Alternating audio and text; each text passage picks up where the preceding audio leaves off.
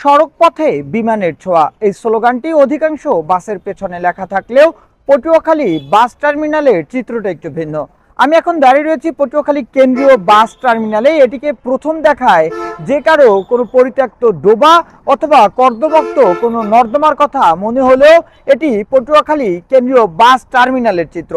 বর্তমানে এই বাস টার্মিনালটি এখন প্রায় ব্যবহারের অনুপযোগী হয়ে পড়েছে। আমরা কথা বলেছি এখানে যারা বাস ড্রাইভার এবং বাস শ্রমিক রয়েছে তাদের সাথে, তাদের পক্ষ থেকে যেমনটি জানিয়েছে যে এই যে বাস টার্মিনালটি রয়েছে এই বাস টার্মিনালে এখন বাস ঢোকার এবং বাস বের করতে গেলে আসলে তাদের নানা ধরনের সমস্যা এবং বিড়ম্বনায় পড়তে হয়।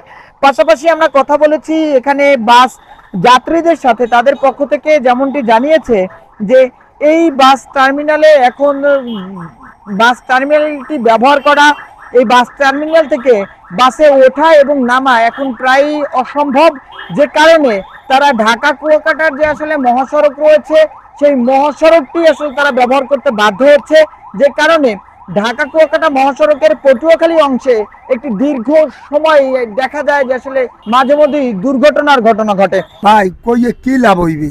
এই টার্মিনালে গাড়ি রাখার মতন কোনো জায়গা নাই। একটা টায়ার খুলতে হইলে এর কাঁচা দিয়ে নিচে হইয়ে কাঁচার মধ্যে খোলা লাগে।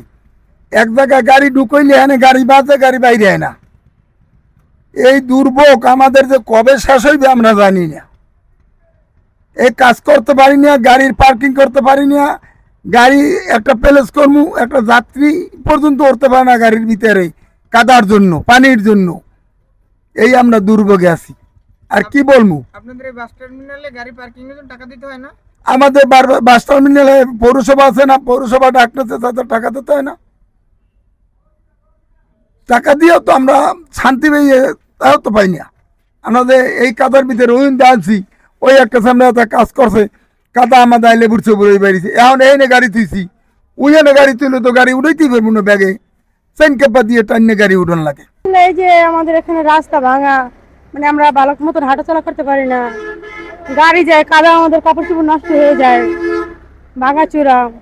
বাস টার্মিনাল নাই ভাই, এখন চুয়াঘাট, এখানে যে কোনো তেলাপিয়া মাছ চাষ করা যায়। দেখেন পিছনে অবস্থাটা দেখেন একটু, যে কোনো মধ্যে গাড়ি এই পল্টিকায় টাটকা পাল্টা হয়, খুলতে পারে নষ্ট হবে। খুব দুর্ভোগ ভাই, খুবই দুর্ভোগ পটুয়াখালী বাসীর এই জায়গায়। এখন আমাদের যাত্রী ভাইরও এই কালকের এক ভদ্রলোকের পাঞ্জাবি রেখে গেছে, ডাইরেক্ট পাঁচটা খাই পড়িয়া, পরশুদিন মহিলা গেছে পড়ে পিছলা খাইয়া। এগুলো আমাকে দেখতে পাই ভালো লাগে না। অতি সম্ভব আমাদের যদি কাজ হয় এই ব্যবস্থাটা জানি আপনাদের মাধ্যমে আমরা পাচ্ছি। এছাড়াও আমরা কথা বলেছি বাস মালিকদের সাথে, তাদের স্থানটি গত কয়েক বছর পর্যন্ত এরকম বেহাল অবস্থায় পড়ে আছে, যে কারণে এই বাসগুলো এই টার্মিনালে প্রবেশ করতে গিয়ে এবং বের হতে গিয়ে আসলে নানা ধরনের সমস্যায় পড়তে হয়।